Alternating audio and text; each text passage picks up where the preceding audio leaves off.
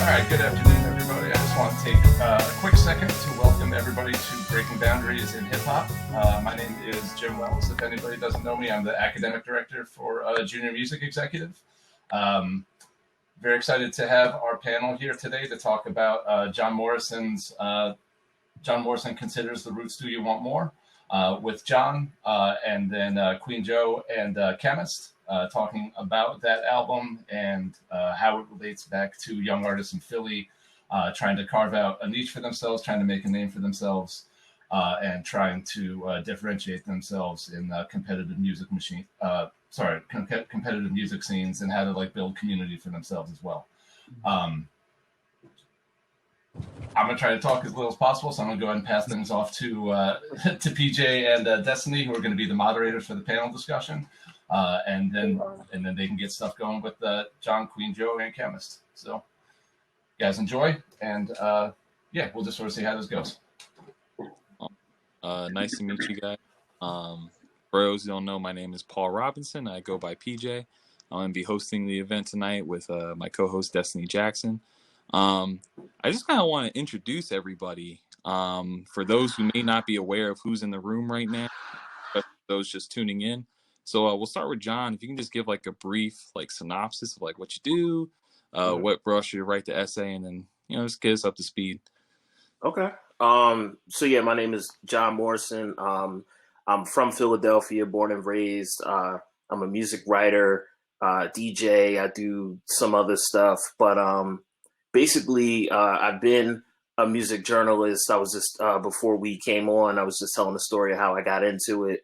I won't rehash that story again, but I started when I was like 17, writing for local magazines, and just kind of, kept at it and kept doing like music related stuff. Right now, I'm working on some like book stuff and trying to like pivot into like more of like the documentary filmmaking space. So I've been working on a few projects in that sense. But basically, I'm just like a freelancer. If people want me to write about something, they want me to, host a thing or whatever, I basically, if it feels good and it makes sense to me, I do it. So I kind of, I work in music, and I've tried to follow my intuition and my curiosity. That's awesome. That's awesome. Queen Joe, we'll get to you next. Just say a little bit about yourself, who you are, what you do, what inspires you, all that stuff. Oh, of course. So I'm Queen Joe. I'm a rapper. I think what makes me a little bit more standouting or whatever in hip hop is that I usually rap over house beats. I love to make party music. That's my passion. On top of it, right now I serve as the co-chair for the Arts and Culture Task Force, so I'm very proud of that. And I've been doing this for a while, and I'm happy to be here, especially because I think sort of what John alluded to is that when people think of hip hop, they automatically think of like a one kind of lane, like one rapper, right? But I think hip hop is clearly an extensive culture, and there are so many things that you can do within it. So I'm really glad to be here, and I'm really glad to talk about the expansion and just the connection of everybody. So hi, everybody. Thank you for having me. Awesome. Thanks. Khemist, I didn't forget about you. Tell us who you are, what you do, what inspires you, all the good stuff. Well, I'm Khemist. I'm a poet, songwriter, guitarist, rapper, influenced by hip hop, jazz, funk, soul music. Yeah. Awesome. That's beautiful. That's awesome. Destiny, can I get a word from you? You there? I see you moving from place to place. Yes. Hi, can you guys hear me? Yes. You guys, okay, I was making sure because my phone was going in and out, and I'm like, is it me or okay? So, hi guys, my name is Destiny. I'm 17 years old, and I'm a senior at Belmont Charter High School. So, music-wise, I feel like I do a lot, but when we talk about music specifically, I sing. So, I sing and I songwrite. Lately, I haven't like wrote any songs or whatever. I sing like I like. Oh no, you cutting out. Oh no. You hit the bad spot of the Wi-Fi. Oh no. Well, when she comes back, we'll get the rest of that later. So I can assume everyone's local, Philadelphia, tri-state area. So Can you reading guys through hear the me? now we can Can hear you you. hear Now me? Mhm. you jumped out for a minute. The internet ate. Oh, okay. I'm so sorry. You I'm ate the sorry. Okay. Wait, don't cut me off. Okay. So, so recently I've been in the process of starting my own nonprofit. So that's why I haven't really been singing, but I just filed for my articles of incorporation last week. So I'm hopping back in again. Amen. Amen. I'm here for it. I'm here for it. So we were just talking about, it seems like everyone's a Philly local, or at least a tri-state local. I'm from Jersey. I'm sorry about that, y'all. But don't worry. Still Roots fan, Roots stan, actually. But, what I wanted to kind of talk to you guys about, especially with the essay, we're talking about the Roots First project with organics leading into Do You Want More? What was really discussed a lot was the inspirations, what kind of pushed those guys to find what made them, what kind of made their brand, what kind of pushed them to go abroad, to work on their project, and kind of what inspired them in music. That's why I asked you guys, what kind of inspires you?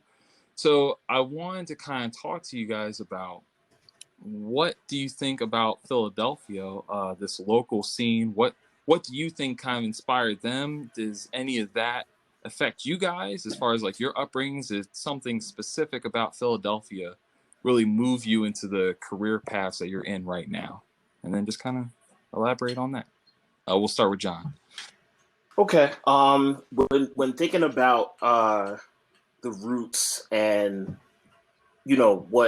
what kind of band they've been and how they've been able to evolve and really work from their foundations to the type of band that they are now, I think a lot about this long tradition of soul music in Philadelphia.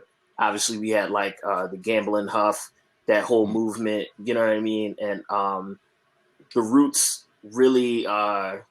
A lot of contemporary Philly music is connected to that. Like I interview musicians all the time, and like I'll talk to folks who maybe made records in the 80s and 90s, and they'll tell me that their father wrote arrangements for Gamblin' Huff, or they somebody played guitar somewhere. It's kind of like a continuum that Philly music exists in, and the Roots are very much a product of that too. Obviously, for folks who might not know, Questlove's father was a musician. He played in Lee Andrews and the Hearts. You know what I mean? Which was like in the doo-wop era. Then him and his mom played in a band called Congress Alley. That like a lot of like, if you're like, I'm like a vinyl person. You know what I mean? Like a crate digger. So that record and music from that era. The 70s that people sampled and whatnot. So it's really a foundation of like Philly soul and black music that the Roots kind of sprung off of. As far as how that may have influenced me personally, like that's really like the music of like my parents, you know what I mean? And like my aunties and uncles, like I grew up, hearing all of that, you know what I mean? So it's something that I'm always thinking about, and that's always kind of present in my own work, looking back to like celebrate Philly soul music and black music really around the world and throughout the diaspora, wherever black people are. You know what I mean? There's like some commonalities that we share, and I see that thread in not only the Roots or in a lot of contemporary music. Yeah, I totally understand that, especially like with the Roots. Something I noticed, like going through the Roots music growing up, and then reading the essay, you put something in the words that I felt for a while, is that the Roots are almost a celebration of hip hop. When you listen to their music, because they not only encompass the roots, sorry for being punny, but the roots of music, Right. as far as playing instruments and really like encapsulating what inspired black people to really like go towards this genre. originally, like, you know, people couldn't afford to buy instruments, you know, so they were using records and trying to find whatever way to kind of create this sound that worked for them, and it filled the parties that we had. It went all the way back to Cool Herc and all them. Like, we made do with what we had, you know. And the Roots, they managed to use these soulful, jazz inspired tracks that they were doing, playing it live. Like, one of the things that they would do is that they would try and recreate popular music through like Amir's like knowledge of bands and like instruments, and then Tariq would just rap over it. So, you know, I love that these guys were kind of just grabbing whatever was around them and just kind of working with it. And I think that's such an embodiment of hip hop. I kind of wanted to just like hear from you guys, like how you felt about that, like especially like growing up with hip hop. Like, hip hop's a generational thing, you know. How it applies to me may apply differently to everyone else, you know. And it's just interesting hearing those stories about like how it pushes us forward.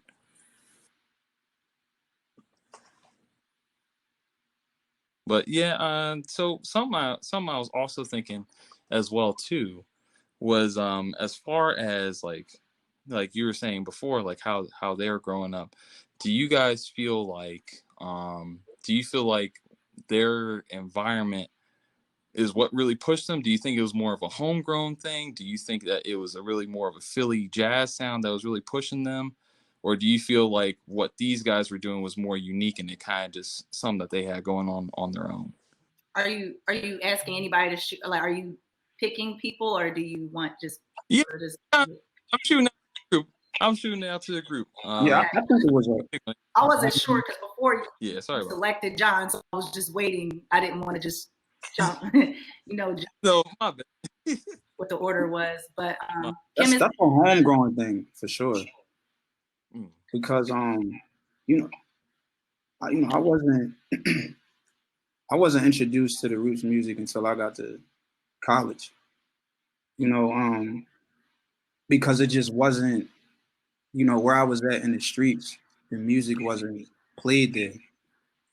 And you know, even listening to, you know, the individual members, like their interviews, you know, all of them have, or the majority of them had either a musical background, like you were saying with Quest's parents, and I know Reek's parents were, you know, into soul music and activism and things like that. But that wasn't really common in the hip hop scene when I was growing up. If that makes sense, you get what I'm saying?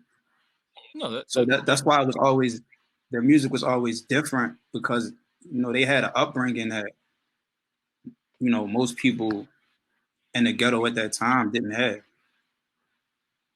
I think to piggyback off of some of the things that people have already said, but also just to add a little bit more, I think what makes Philly music unique isn't always that we create every genre. It's like a genre is created and then we somehow like Phillyfy it, right? And I think we end up making it more gritty, right? Whether we say soul, then goes to neo soul, right? So when I think about the Roots, right, and I think about what was popular when they first was coming out, right? We could look at something like Tribe, right?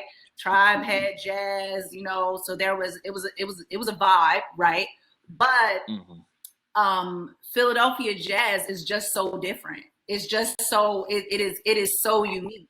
So even though there might have been other artists at the time that were playing with, you know, instruments or, you know, all of that, it did not sound like it just didn't sound as, and I'm gonna keep using the word grit because I think that it's something, it's always something less polished about it, but it makes it better to me, right? It allows people to connect a little bit better. And I think that is classic Philly tradition. We can look at something like battle rap, right? You to go back to some of the things that Khemist was saying, like when I was younger, battle rap was just so big. Like it was a big thing. You was picking up Too Raw for the Streets, all those things, right? Yeah. But like you go to if you ever look at any of those old DVDs, you see New York rappers battle rapping, they gonna rap about their outfits, right? They rapping about like this big bubble goose coat. If you see a Philly rapper, they at you like they like, I'm in the street, I'm gonna do this to your mom, I'm gonna do this rock, like it's just gritty. And I think that no matter what genre you're in, right? And I don't mean just like genre as far as like the larger genres like pop versus jazz. I mean even like inter genre, right? So like when you have what people will consider backpack rap, or you know what I mean, or whatever, jazz rap, whatever, all the different types of rap that there is. If you throw a Philly artist in there, it's always going to be more raw than anybody else, and they find a way of making it their own. And I think the roots also, like even if we talk about Gamble and Huff, right? You have Motown, and then you have Gamble and Huff. Like you literally can take whatever people would consider popular, and Philly sound to me is like a filter, right? You know how now everybody use Instagram, and then you put the filter, and the filter just make people look different and put a shine on it. I think that Philly sound is like, it's like a filter. You take something that, you know, rooted, of course everything's rooted in Black music, but you take something that you think is like popular, right? And Philly has always had its own personality. You know, how you could be next to New York and still not have them dominate you and have them have such a big thing is a thing for Philly artists. So literally, I just feel like everything in culture that hits Philly, it just goes through this filter and it comes out as something really unique. And I think the Roots are a prime example of that. And even though I think it might have started off with a lot of tribe influence, I think as you see it to develop more and more and more and more and more, you know, you see Reek's flow change a little bit more, right? You see then you know, he gets in his bag, and then it becomes, in my opinion, even more Philly, and then it just starts to sound very different. So yeah. No, I love it. Something that's the way you put it is actually really, really good, because I was trying to think of how to say that earlier when I was stumbling, but Philly does seem to always put its own original take on not just music, but just hip hop in general. Like it's weird. Even though Philly is like, when you think of like the major music markets, Philly would sometimes be considered not a major market, but somewhere in like a mid to high range market. But it's its own beast, man. Like it's its own thing. It's unique. It's its own like subculture. You know, gangster and in the best in of ways. Philly with Schoolie D. And I think it all comes to the live aspect of it. Like you're saying, it's more personal. It's not you, like I know everything now is like you can record everything digitally, but these guys, like the people that were involved with this, they did everything in person, you know. So especially like when you think in a battle rap, like these guys didn't hold their punches, you know. They had to prove themselves every time. Like, you know, you weren't safe ever. So what I wanted to get you guys' opinions on was more, especially when you're thinking of the live aspect of hip hop. Like I know hip hop is by itself a genre that you have to have a live capability to perform. Like, you know, other genres I feel like have the luxury of being studio artists and not necessarily having to rely on being able to perform well. But I think hip hop is one of the only genres where there is kind of a stigma where you have to be able to kind of do it live. You know, you have to have that aspect. You show up to a radio show, you have to kind of perform. I know something that's a little outdated, but there's still, I think, a stigma that goes with it.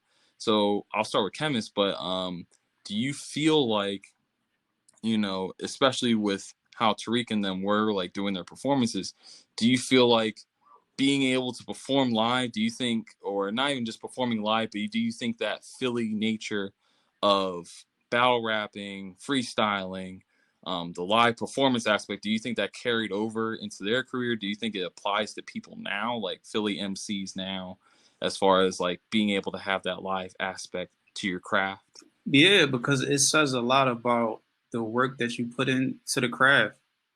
You know, when we especially in Philly, when we analyzing an artist, You know, whether we're on stage with them or in the crowd, I'm paying attention to the breath control. You know, I'm making sure that, you know, they in sync, that the performance is,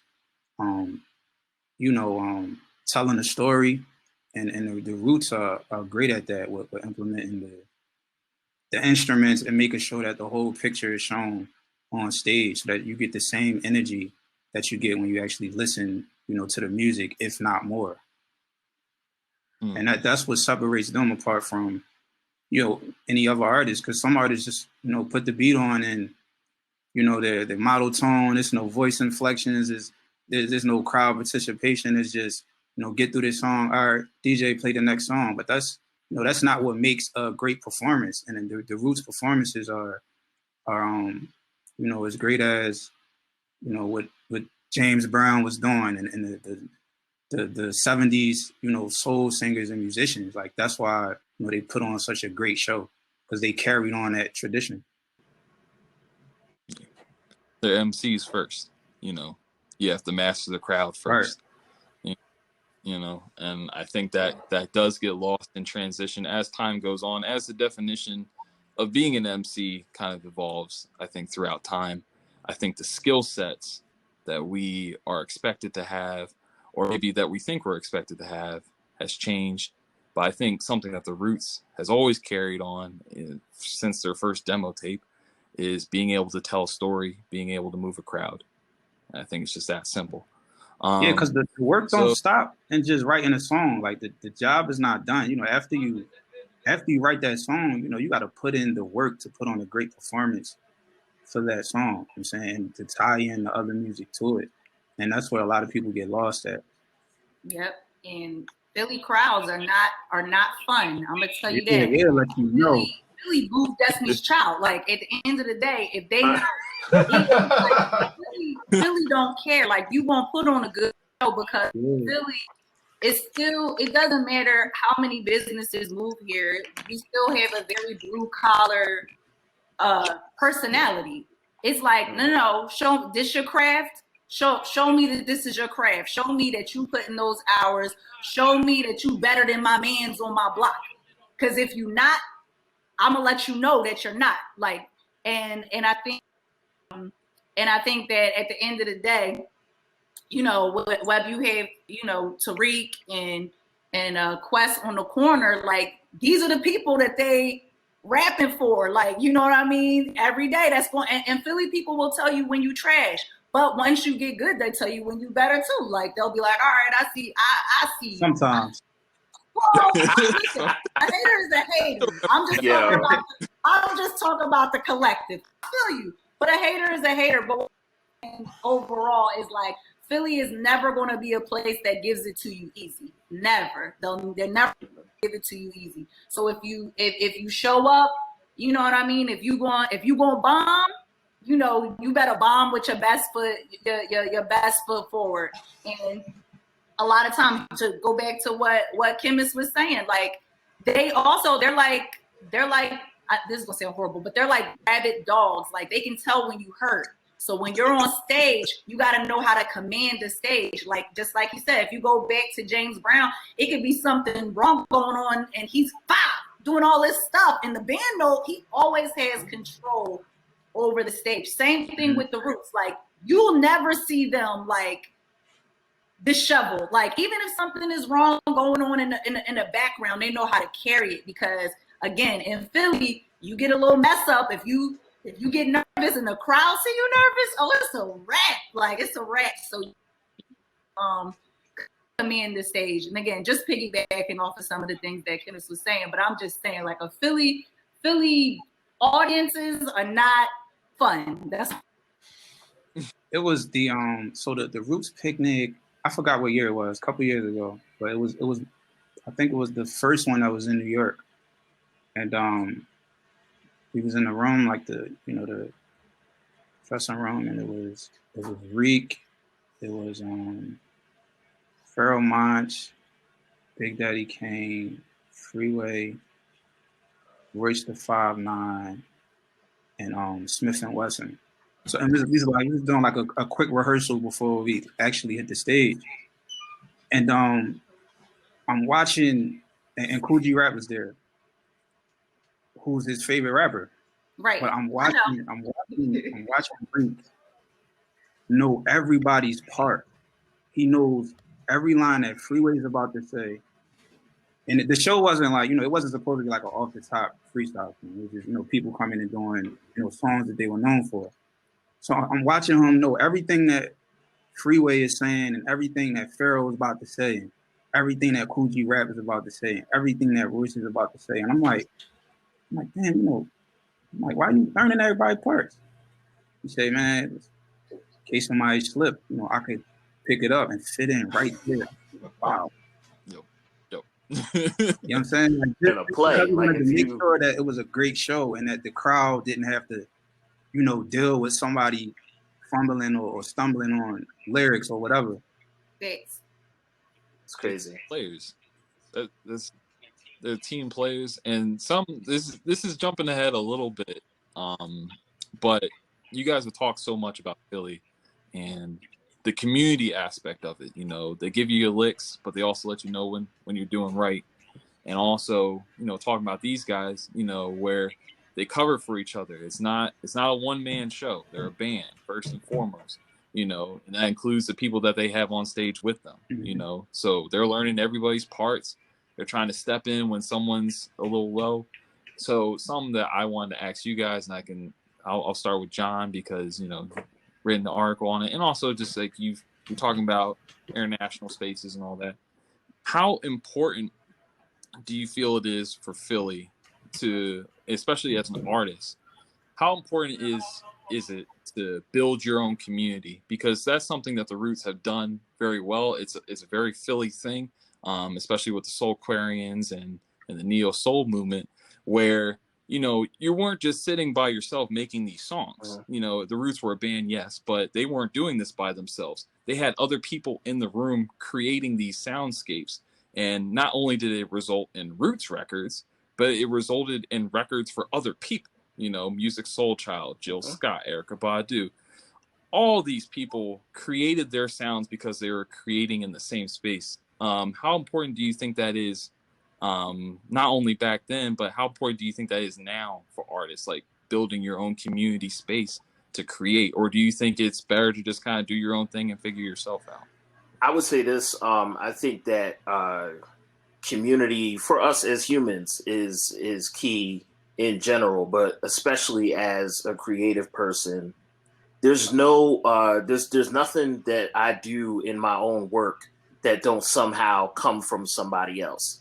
You know what I mean? If I do good work and people feel good about working with me with something, they'll refer to me to somebody else for another thing. You know what I mean? I've been working for myself doing this stuff for a while now, and every dollar that I get somehow comes from somebody else in my community. You know what I mean? So if I was like a pariah or a scumbag out here, then I literally, outside of like the tax that would take on my spirit as a human, I literally would not eat if I didn't have good standing in the community. So it's really important. In the chat, community is key. Aisha said, you know what I mean? It's so important for the work that we do, and for who you want to be as a human being as well. You know what I mean? So it's like I couldn't say enough about the importance of community, getting ideas from people, working with other people, taking on projects with other folks and strengthening up like a team to really like do the things that you need to do and execute in the way that you need to execute. And it gives you other perspectives. It allows other people to influence what you're doing, and you can take ideas and you can work with people and make stuff happen. So it's that's important to me. You know what I mean? Is the actual craft of what you're doing is the center or like the heart of it, but the community that you maintain and that you build is right next to that, if that makes sense. I think it makes perfect sense. Sierra, Khemist, did you guys want to add anything to that? I was going to say, think community is really good. I think collaboration is good too when you're trying to discover your sounds. I think a lot of times when you start off, right, you're not, you might luck up and have a really, really good song, but a lot of people, your first couple joints ain't hit. But I think when you find like a community of people that you're around and they're constantly writing and constantly writing and constantly writing, it's almost like, this is gonna sound weird, but it's almost like dating. Like when you're dating, sometimes you might not know what you want, right? But figure out what you don't want, and out of continuing figuring out what you don't want, you eventually figure out what you want. You could just cross some things out. And so I think a lot of times when you get in these like these groups, right, and you're just trying to discover your sound and they're trying to discover their sound, you know what you're good at, you get to hear some of the things that somebody does that you like, but then there's something that you don't like, and then over a period of time you start to naturally, or you can start to naturally build your sound. But I do want to make a point that there are times when you need to be around people and times when you need to be away, because I think influence is good, but not to the point where now you're trying to be the next X. Like you're still trying to be the end goal should be to be yourself, right? I mean, you could say like, I want to get my breath control to be like this, and I want to get, my flow as tight as that, but you don't want to say, oh, I'm going to be the next, this exact person, so you have to know when to step in, you know what I mean? Because also a lot of times collaboration builds competitiveness, and competitiveness can be healthy too. It can also be unhealthy, right? But in its best form, if you're a rapper sparring with somebody that you think is good, you know what I mean, is a thing. It also are in the grand scheme of things. When I was doing Black Thought's master class, I was nervous going in, but what was very interesting was all of us did not know each other. So we're looking at each other like, why you deserve to be here, or how you get here, how, you know what I mean? And not on no like everybody like you pointing you this, but it's like, all right, we're all hand selected by the same person, right? And so now we're like, you get in that room and everybody like, hey, we don't know who each other are. So now we about to just go head to head just to see. You know what I mean? And you get to see where you are in that landscape. Because if you just around your people, they going to hype you up. They going to tell you good. They going to tell you all these things. And you don't really know if you good until you. So sometimes being around other really, really, really good rappers helps you, sharpen your game, to, finesse your actual sounds. But again, you got to know when to jump in. You got to know. Yeah, I also think is great because I remember, just being on the other side of, these panels, just in the audience and hearing people talk about, what artists have done and thinking that, the artists themselves thought of doing that.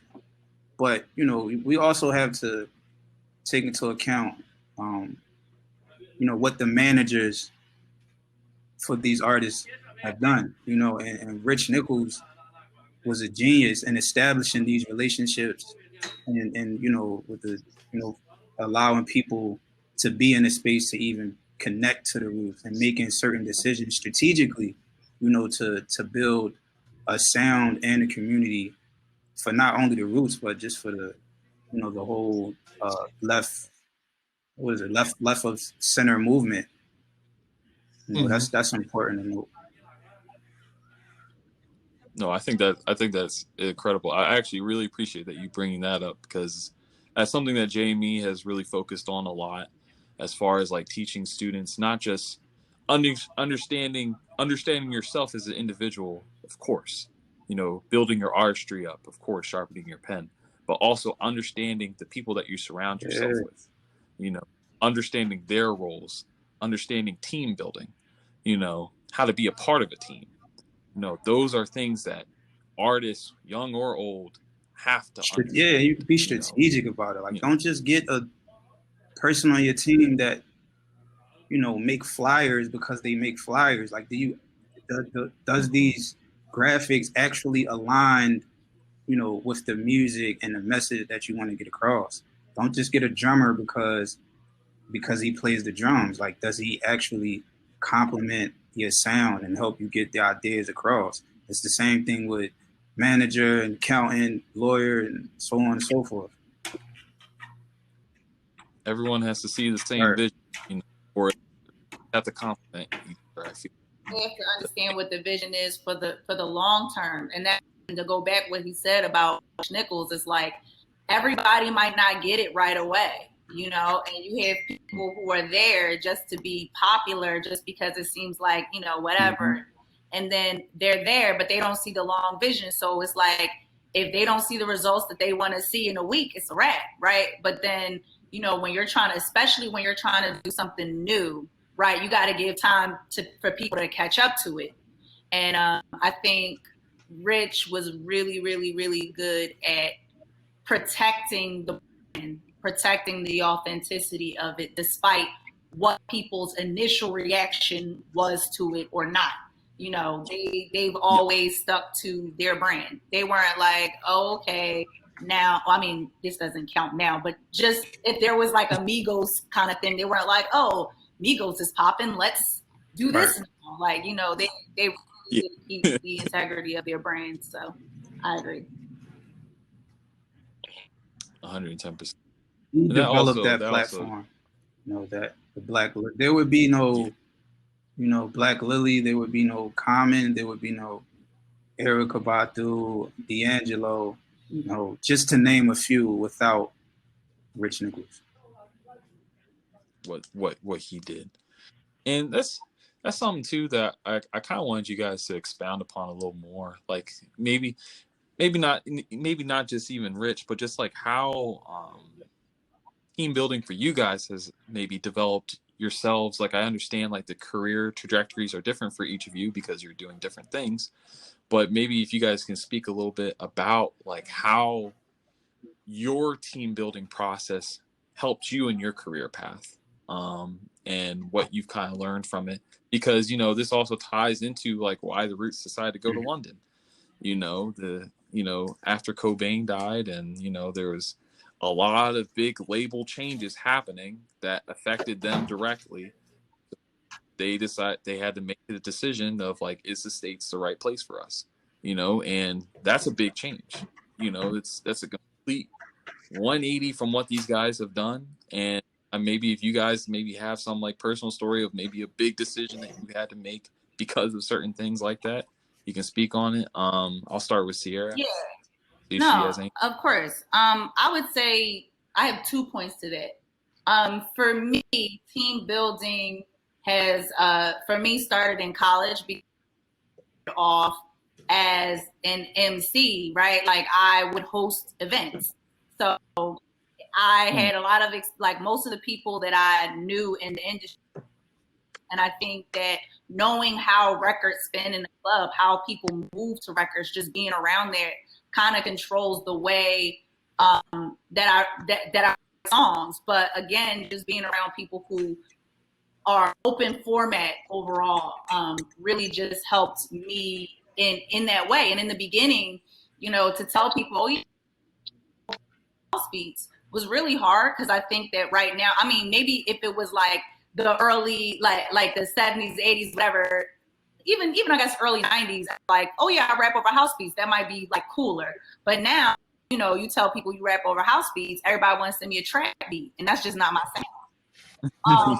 Most of the people, like, so while I was trying to build my sound, it was really hard, because again, I didn't know anybody who was producing house records in Philly. So I had to figure out a way to expand that. And I put my music on SoundCloud, and ironically enough, everybody who sent me beats that I liked were from the UK. They're that, and so I think and it's funny too, because like, I'm originally from West Philly, and don't get me wrong, I've lived all over Philly. I've lived outside of Philly.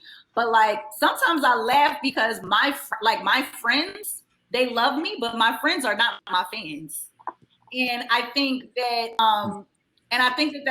that's interesting to a lot of people, because I got in an Uber once with my girlfriend. We were going somewhere, and the guy who was driving was like, I don't even know where he's from. I want to say he might have been from Austria. And he's like, oh, you're Queen Joe. And it was just so weird. And he kept acting like I was a celebrity. And it was interesting, because my friend is just like, people know who you are. And I'm like, look, girl, listen, right, you'd be surprised. I was telling the guys earlier, maybe like when we were in the little rehearsal room, just how I was able to link with this girl who is a director in Germany, and we put together hip hop documentary, and we won 4 different film festivals. 2 of them being one being Berlin Feminist Film Festival, the other one being, and I mean, we won some here in the U.S. too. We won the Women in Hip Hop.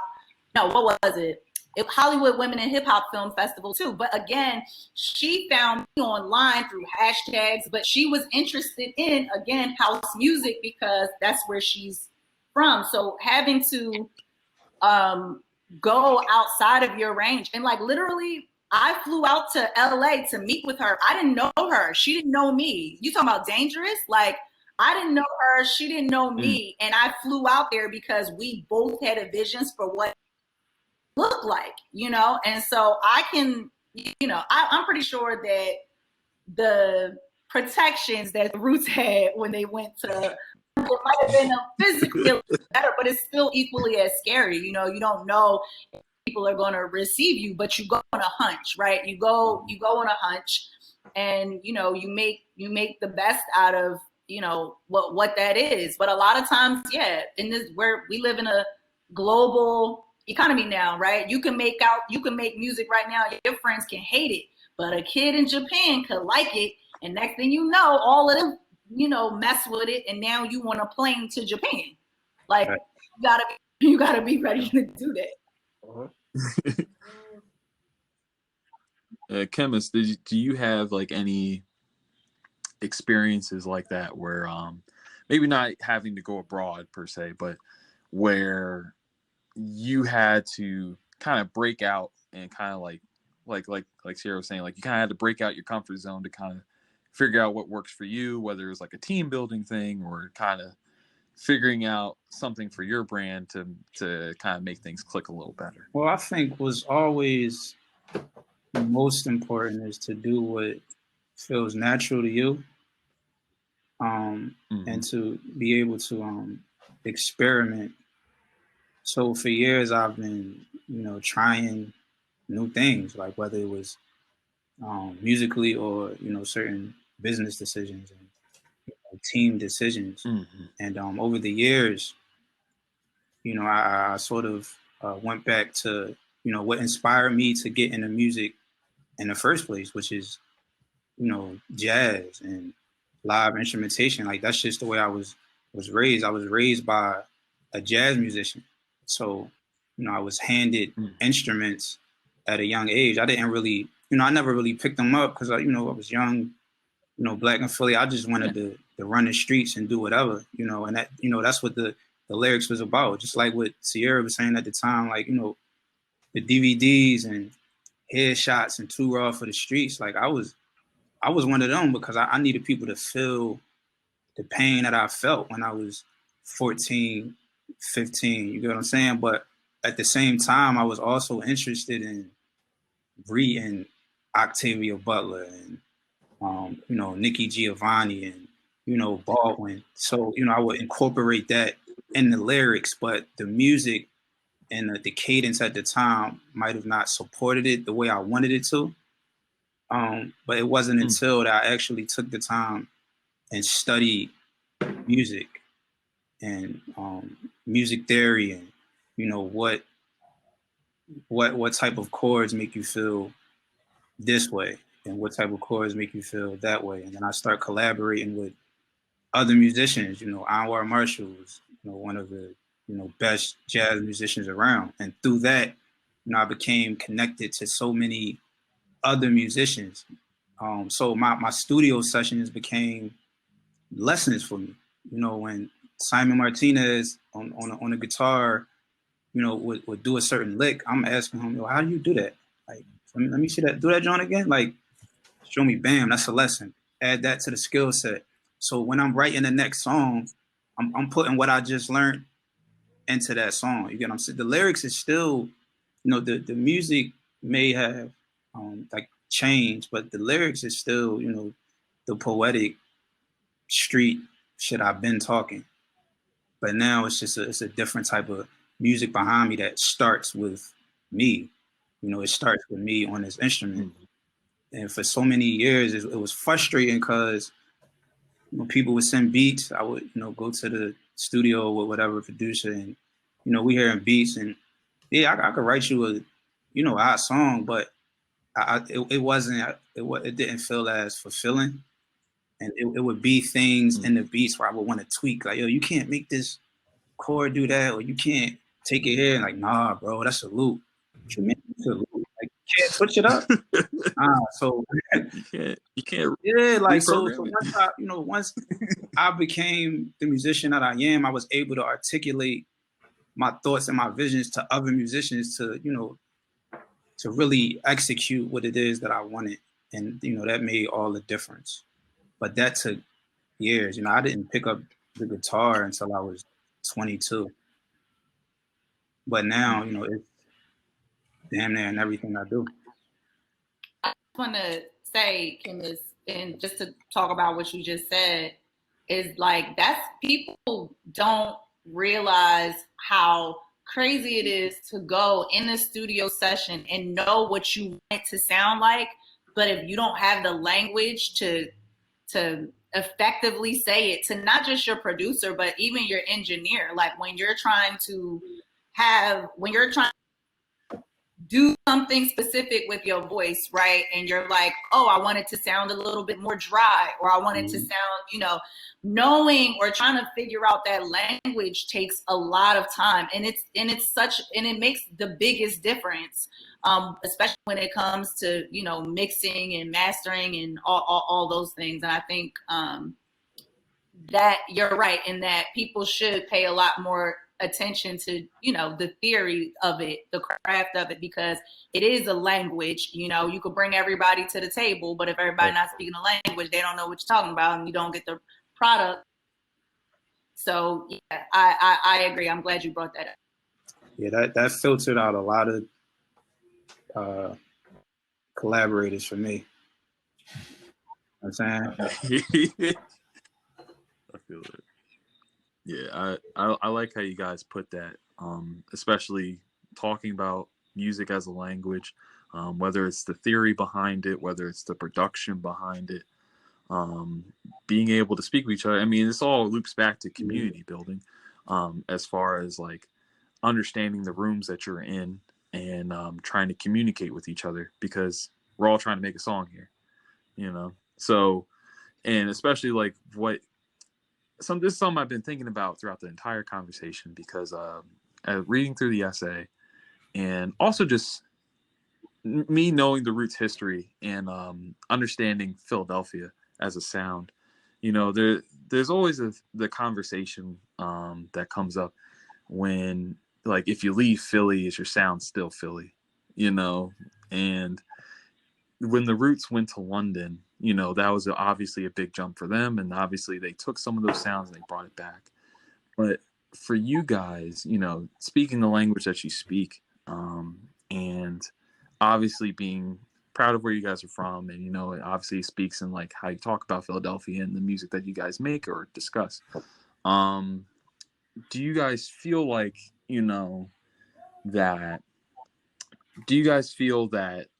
Philadelphia, like everything has to be kind of Philadelphia? Do you feel like you being yourselves is what makes it Philadelphia, or do you feel like it has to be a particular sound? Because, when you're speaking this language and when you're trying to communicate and trying to create, you don't want to be pigeonholed in one spot, because that kind of defeats the purpose, I feel like. Anyways, John, especially like you said, you're writing about international records. Like, what do you feel makes the Philadelphia sound, and do you feel like it has to be one particular thing, like you guys were talking about the grit, or do you think it's an evolving thing, that kind of changes. I think that is something that kind of lives with the people that are from here. You know what I mean? Like, I feel like, if you go anywhere in the world, you'll meet a Philly DJ or an engineer who's from here, or like an MC who's from here. You know what I mean? Band. Wait, what'd you say? I said we in everybody's band too. Right. Musicians will tell you, you know what I mean? Like you can, and that's something that's been happening, for a long time. You know what I mean? Jazz musicians used to come here and recruit folks for their bands. You know what I mean? It's an ongoing tradition. So it's definitely not like you have to stay home, but I think that we, as Philadelphians, we're like an intense people. You know what I mean? And I think that tradition and that our approach to our various crafts, it leaves with us, you know what I mean, when we go out of town. You know what I mean? I love this city. I don't know if I'm gonna die here, you know what I mean? Like I don't know, like who knows like what your future will hold for you. But regardless of where I go, I'm still gonna prioritize Philly music, Black music.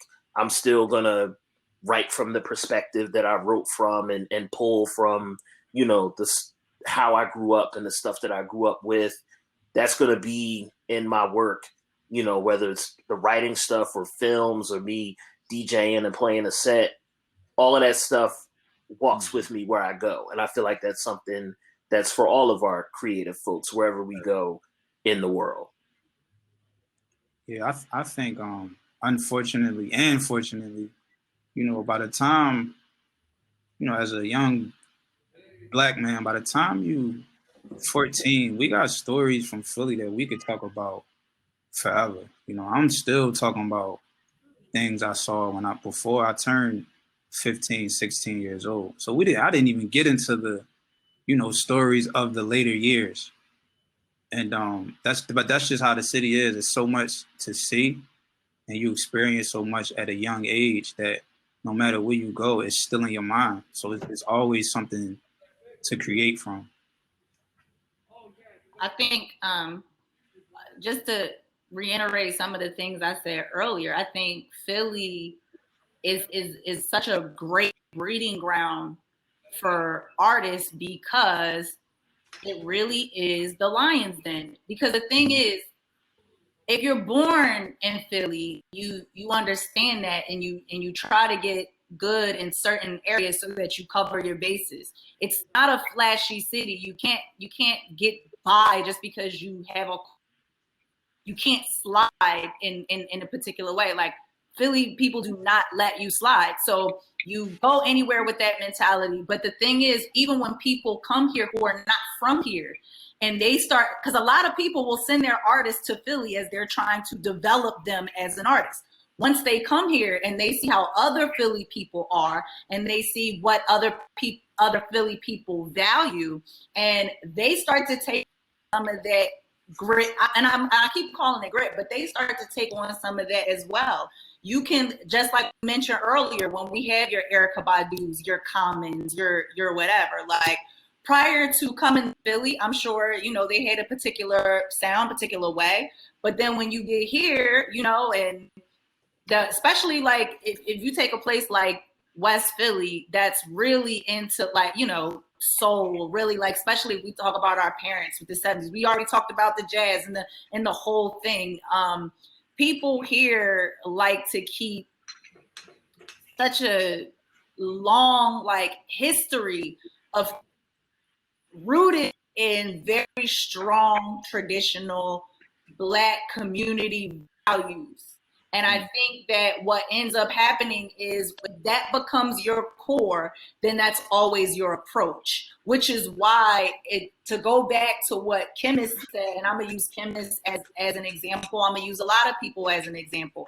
That's why I'm saying, like, Philly, it really is an approach. It really is like a filter, because you can take Khemist, might be rapping over almost music that might, like, depending on what the beat is, it might even sound like it could be a ballad, but lyrically and delivery based, it's still very Philly, but that makes it unique because nobody else is approaching it that way. It's no point in changing the formula when that formula always works. You can take somebody like Lil Uzi or Tierra Whack who went to Atlanta, right, to develop the production of their sound, right? But Lil Uzi can say he's a rock star and we love it and all that other stuff, right? Yeah. But the thing is, Juice WRLD don't sound like Lil Uzi. All these other people don't sound like these people. It's still a traditional Philly approach. It literally is like the approach itself is the filter. And if it ain't broke, then don't fix it. Like, and it's not something that you can pinpoint. So to go back to what you said, it's not the same sound because it's not a sound. It's an approach. Mm.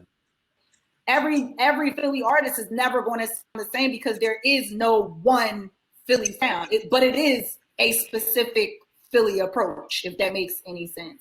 So like I don't know. The Philly game plan.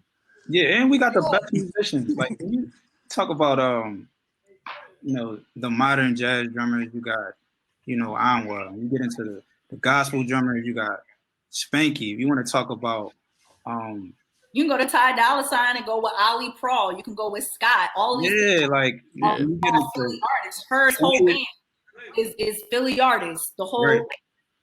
Matt Cappy, Jersey. Oh God, Matt. And Chuck Bradshaw, Adam Blackstone. It's like that's all the even if they're not Philly, they they was brought up here.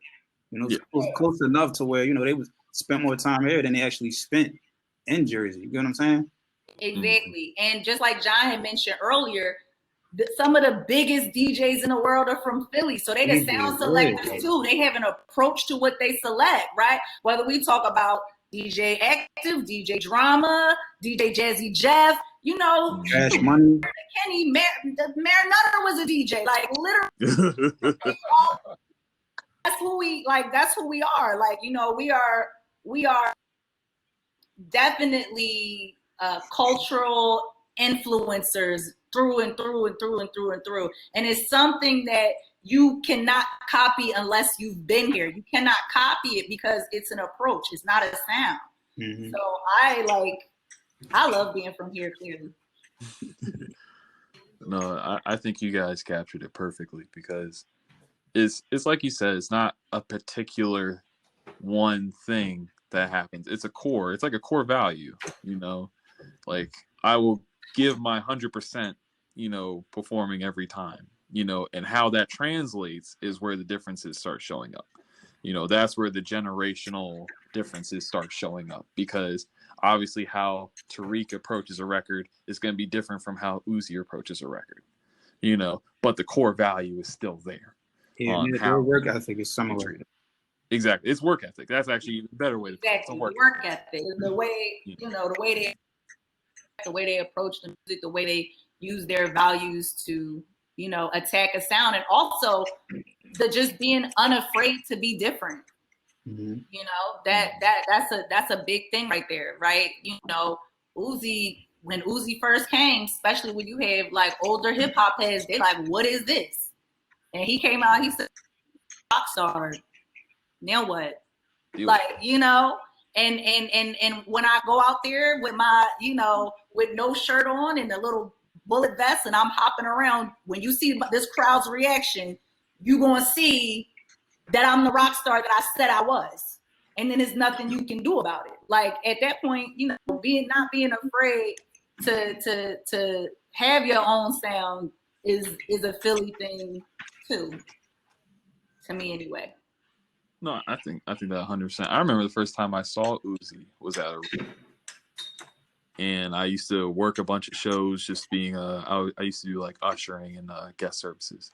So I remember seeing like him running out. He really ran from backstage, ran out. People started chasing him. He was just, I never seen nothing like it. It's something infectious about it, and it's something similar to when I watched the Roots perform. It's some infectious about how they love their craft. Yeah. And Uzi will still pull up on somebody on South Street like he from around the block, just like Rico. You know what I mean? Like, I'm just keeping, you know, I'm not saying, I'm just saying, like, people who are authentically themselves, like, no matter where they go sonically, right? Because they can go wherever they want sonically. It can get as fun, as weird, as dark, as gruesome as it wants to get. But at the end of the day, like, they are themselves. And I think that they all represent the city really well. I just wanted to pop it real quick. If anybody didn't see it in the chat, I think we're going to skip the breakouts today just based on who's in the room and just keep the panel going. So if you are a participant, not on the panel, and you have questions that are coming up, please just make sure you're putting them in the chat so we can try to address them in this last half hour that we got. Aisha just brought up the question, can you share any advice that you have for a young artist that's just getting started and doesn't sound like anyone else? And I just wanted to make sure that we hit that at some point. So carry on. Yep, we'll go down the line with that. So we'll start with John, just work our way down. Oh, John, you're muted. My bad. I was reading another question in the chat. PJ, could you restate your question? Jim, where do you see that? Can you share? Yeah, sorry. Can you share any advice that you have for a young artist that's just getting started and doesn't sound like everyone else? I think it's what Sierra was saying. There's like a nugget in that's important with any creative endeavor. It's like a bravery that you need, you know what I mean? And that you need to like tap into and like fully embrace, you know what I mean? So if you work on your craft, you know, you put in the hours and keep putting in the hours. It's not like you put in the hours and then you reach a point and then you're done. You know what I mean? It's like a lifelong thing. You put in the hours and, you know, you write and you play and you create and you really, you know, really lean into your craft as it warrants and really pour a lot of yourself into your craft. Your voice will kind of start talking to you. You know what I mean? I don't know what, I haven't read any of my old stuff that I wrote, you know what I mean, in years, but I know I didn't fully sound like me like I do now. You know what I mean? So I think it's really just honoring the practice of creating, honoring what you're doing.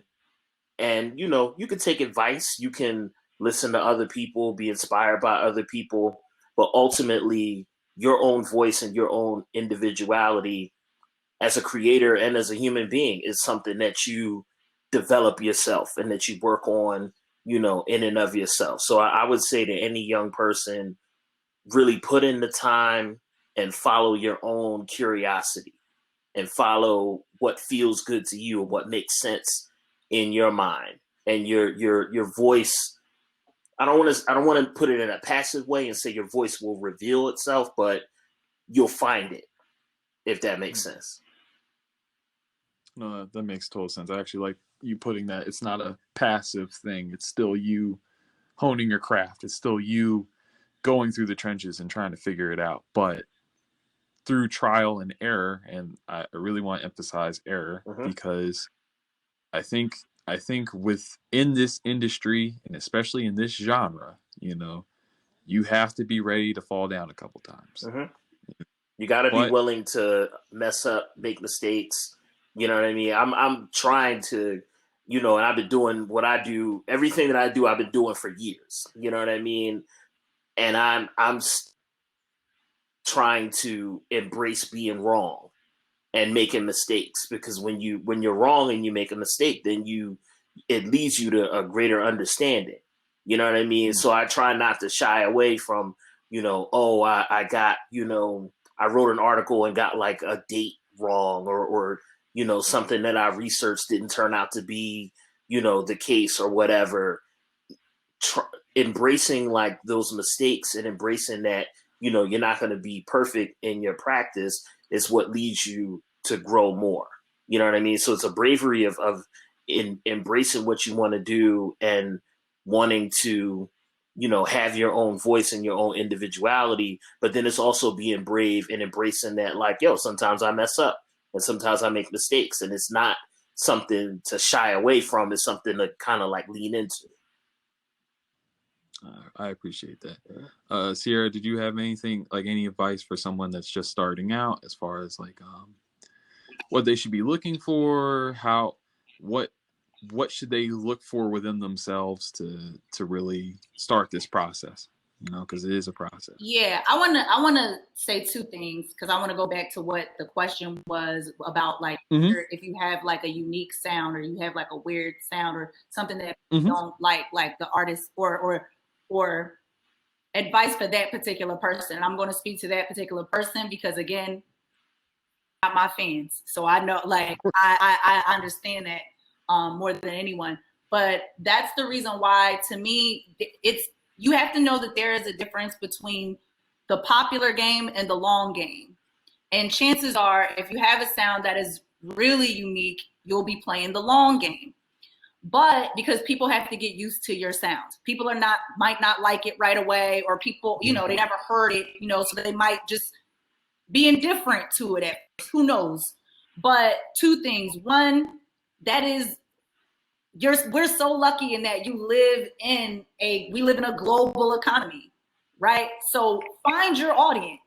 Keep being, like John said, lean into it. Lean all the way into it. Be 100%, whatever that weirdness is, be that. Like, lean into that. Find that audience, because if you're the only person doing that, now you have a niche audience. Niche audiences, especially when you're the only person who could satisfy that particular thing, ends up being very lucrative for you in the long run because you have no competition in that lane. So once you build up the demand for that, the return for that is so high. And that's important when you have a genre like hip hop where the age and the turnover rate is so different, right? It's like, you could be popular if, you do what everybody else is doing and you're popular. That song is going to be popular for as long as that sound is popular. And then when it's done, it's corny. You sound aged. You sound outdated. You have a unique sound. You are never outdated. You could take somebody like Andre 3000. You could take, when the Outkast first came out, people were like, well, what is this? What is that? Especially, they came from down south. So that's another thing. And people are trying to figure out what's going on. And it doesn't matter how weird people think Andre 3000 is or isn't. Everybody and their mom is trying to pay buku dollars to get him on a verse. And there is no other Andre 3000. And he will always be able to make money. And he will always be able to stand out because he has that unique sound and he honed it. And and that's another thing. And I do want to make sure that we go back to what John said about like really paying attention to your craft and honing it, because that's the only place you're going to be able to build your confidence from. Because when you are making weird music and nobody understands, you're going to have a lot of people who try to talk you out of it. You're going to have a lot of people who are like, no, you should do it like this person. You should do it like that person. But if you really do respect your craft in the way that you should, can't nobody make you more of an expert on your sound than what you are. And the way you build that confidence, again, is just by perfecting whatever it is, that sound, that vibe in the back of your head that's telling you that's what it is. Just lean in it. Do extra work to find your own audience. Do the extra work. Go out of your comfort zone. And you're not going to get what you want right away a lot of times. But again, it's the long game. No, I appreciate that. I think it goes like you said. I think what I love about these conversations that we're having right now is that a lot of the themes subconsciously are linked together. We talked about language. We talked about knowing your sound when you go in the studio, so that way you can communicate to the engineer and the musicians. And that's just what you brought up. When you're surrounded by a bunch of friends who think that you should sound one way, but in your gut that you want to go in this direction, but it might not be a direction that makes you money right away. But like you said, you have to follow that instinct. Yeah, it's a long road, but it's a lucrative one. You just have to stick to it. Those who put in the labor will bear the fruit. Khemist, did you have any advice for someone, like if you want to answer both questions, or just advice for someone starting up, some things that they should be looking for within themselves, or like qualities that they should start noticing, or just tips in general? Well, this game ain't for the weak. And everybody is not for you. And you got to understand that, there was no rapper that flowed like Biggie over that type of music. There was no rapper who told stories like Slick Rick, and there was no rapper who, approached records like Rakim. There was no DVD artist, in the DVD era that made songs like, good quality songs like Meek Mill. There was no Outkast. There was no person in Atlanta making trap songs like T.I. So to be the first at something and to be brave enough to be different and stick to what it is that's true to you and what comes natural and what you don't have to force is the beauty in it all. But you got to understand that, that's the purpose of the journey. I'm saying that's the greatest reward that you can have. Like, people, they thought I was a joke when I picked up the guitar. Why are you playing the guitar? Yeah, but they mindset changed now and they get it. You get what I'm saying? Like, it ain't this, they don't have that same energy no more. And that's just an example, but nobody wrote like Baldwin. Nobody wrote like Octavia Butler. It was like nobody did that. So when they did it, it was like some people, Octavia Butler didn't have a lot of supporters when she first started writing, but the science, the sci-fi world eventually, she adopted that genre, I guess you could call it, but it was still just as Black and powerful as the stuff she's been writing. And it's the same thing with musicians. It's the same thing with writers. And then when you get into the art, you can't really get discouraged that people don't understand, your uniqueness at first, because that's what programming is for. Like, a lot of people are programmed to like this new stuff that they like, so as you're creating this different styles of music, just do the little bit of programming that you can, until you have the team to surround yourself with. When I say that, I'm talking about, something as simple as social media. Like, be mindful what you put on the social media to have people, just be more willing to accept this new sound or this, new whatever it is that you're doing. But people you need that consistency to constantly give to people for them to actually get it and receive it the way you want them to receive it. I think that's perfect. The consistency.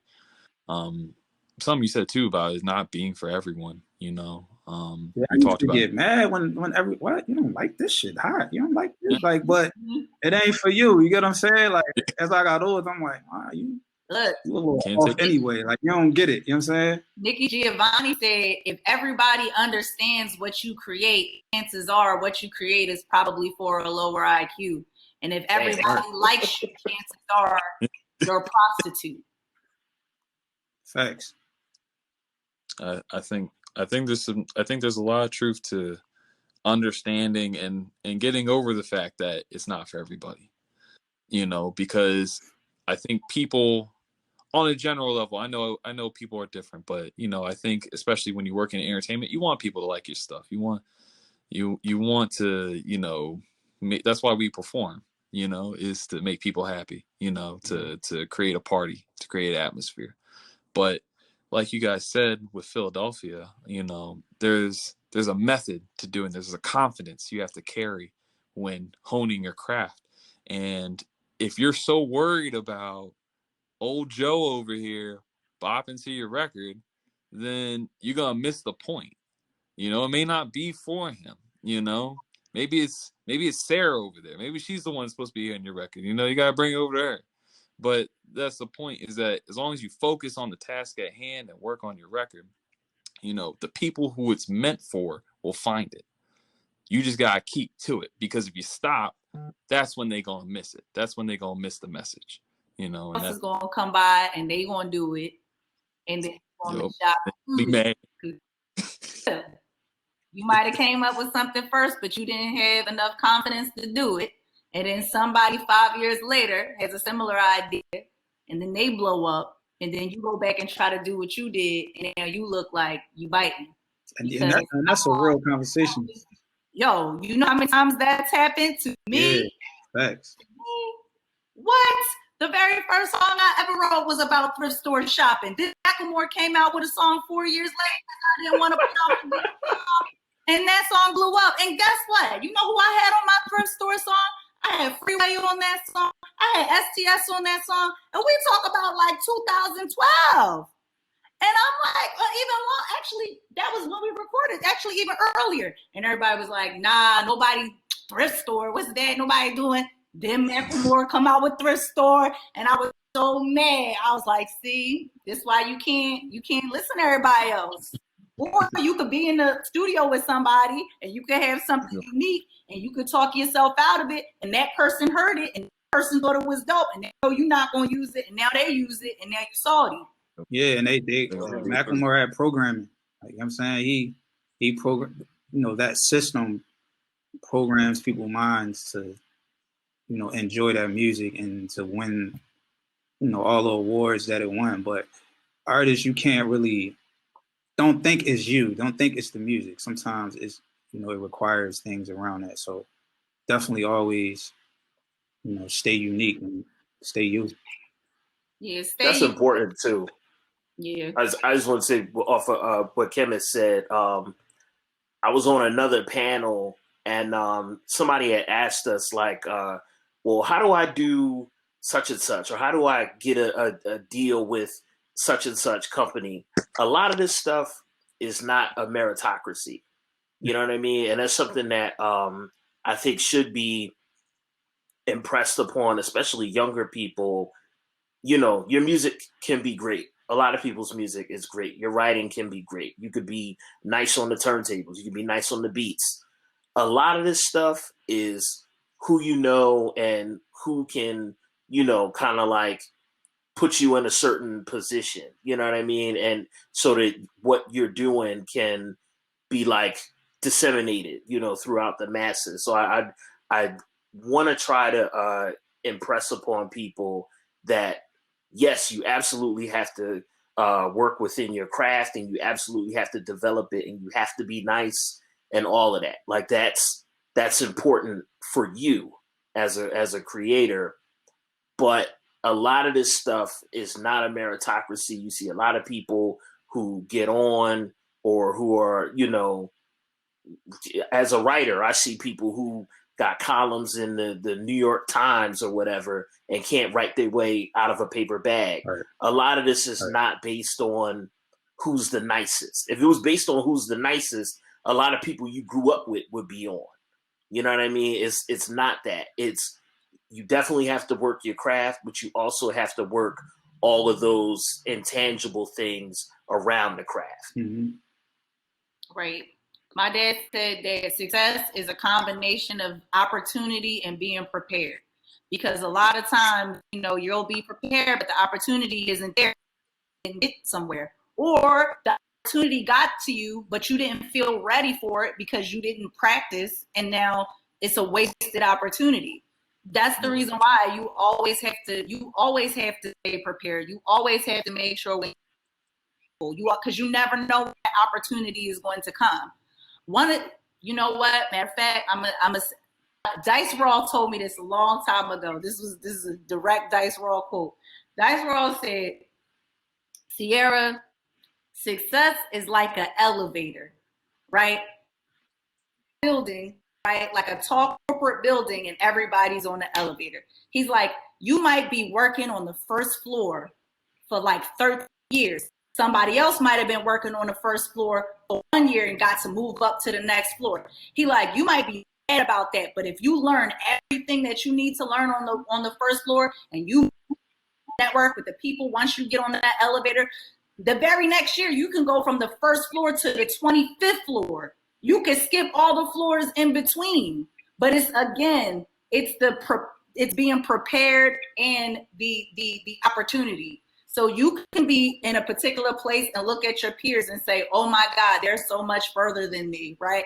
But if they took one step at a time and you're learning all the way through, you can, who knows, an opportunity can come, and next thing you know, you the next thing coming. So, it is, and just like him, a week, like it really isn't. Like you're gonna be broke, You're gonna be embarrassed. You might get booed. You know what I mean? Like this is not one of those things. And the worst part about being going through that, people don't respect it either. Like a lot of other crafts, you can be down, you know what I mean? And people will be like, oh, but it's your startup, right? You'll get a lot of support. You might get grandma to give you, some money to start up your business. You tell your grandma, I want to be a rapper, or I want to be this, and I need a music video. Can I have $500? No, this is not one of those crafts that that like that. So you really got to have a strong personality, because you tell somebody, like, especially when you're young, oh, I want to be a rapper, they're gonna laugh at you. They're gonna be like, everybody want to be a rapper, anybody can be a rapper. Like, whatever, you know what I mean? So you really do, like, and everybody thinks it's so easy, but it really isn't easy. You will be broke. You will be embarrassed. Your feelings will be hurt. You will have missed opportunities. You will have you will be forced to grow up in ways that you never thought that you'd be able to like Khemist said, it should be the journey for you at this point. Actually, at all points, it should be the journey for you. And also, like, real quick, just on creativity, I would tell the artist to I'm telling the artist to listen to as much of things you haven't, listen to things you haven't heard before, and constantly search for those. Every day, somebody send me some music, and, yo, you heard that note? Nah, I know what that's gonna sound like, but I want to hear, something I may have not heard from a new, Robert Johnson record from 1930s.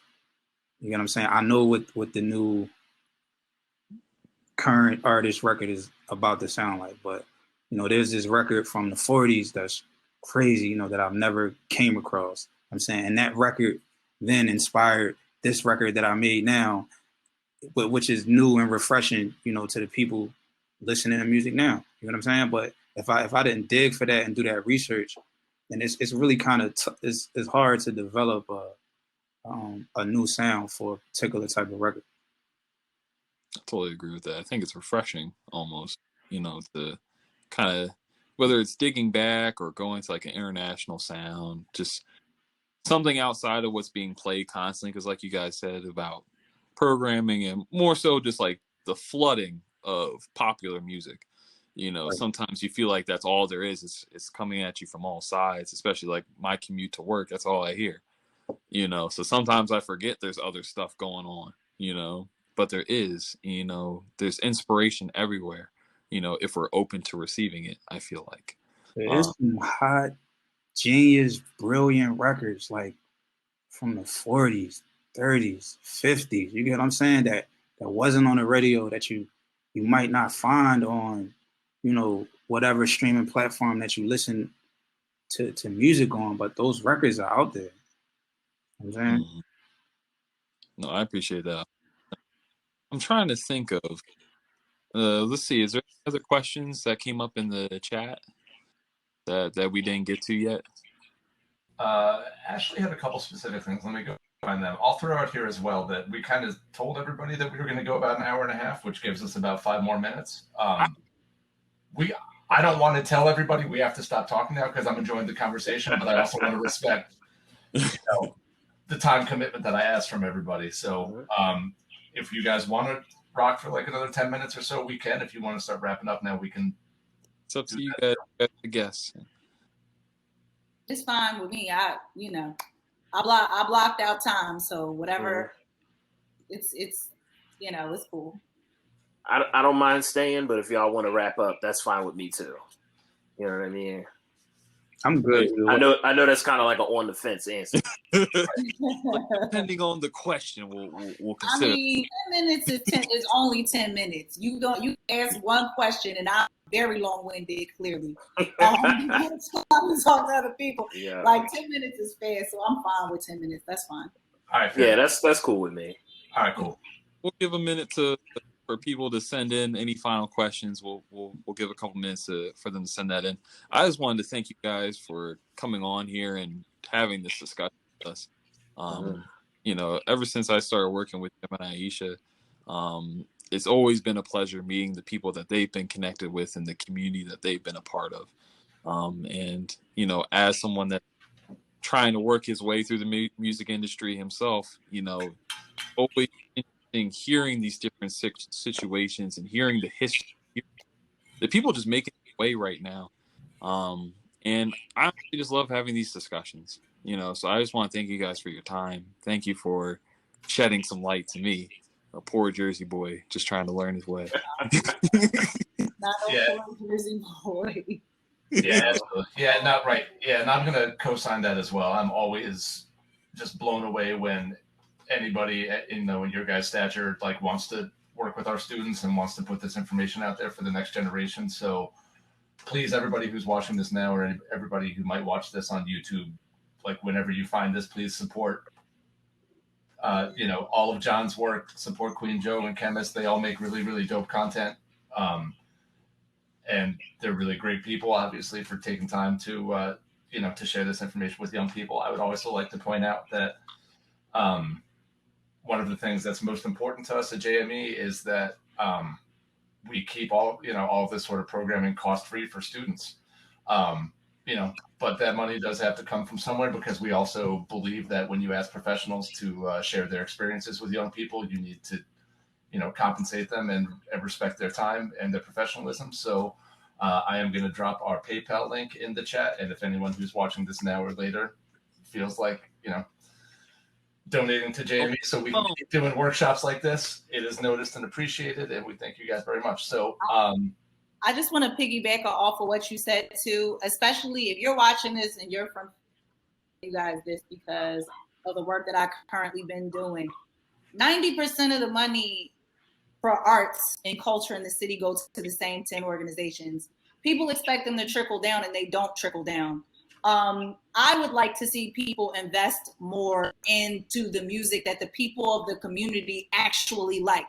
There might be tons of funding and money into certain genres like classical music, etc. in Philadelphia, but Philly has a rich history of so many different genres, and I love the fact that JME is continuing that work because it is part of Philadelphia history, and everybody else gets funded but them, and we want to see our kids do great. We want to see our kids become the best that they can be, whether that's an artist or whatever, because there's so many different professions that can come out of this. But please make sure you support what the kids actually want you to support, so if you can, no matter what the dollar amount is, please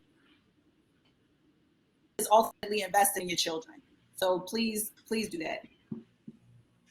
While we're on the conversation of investing, Aisha, how can people find you guys? It's because investing in each other is also finding and connecting with each other. So make sure you're following the people that you want to follow, and make sure you're following their every move, because like you said, the opportunity might come up and something might pop up. You want to be there for it.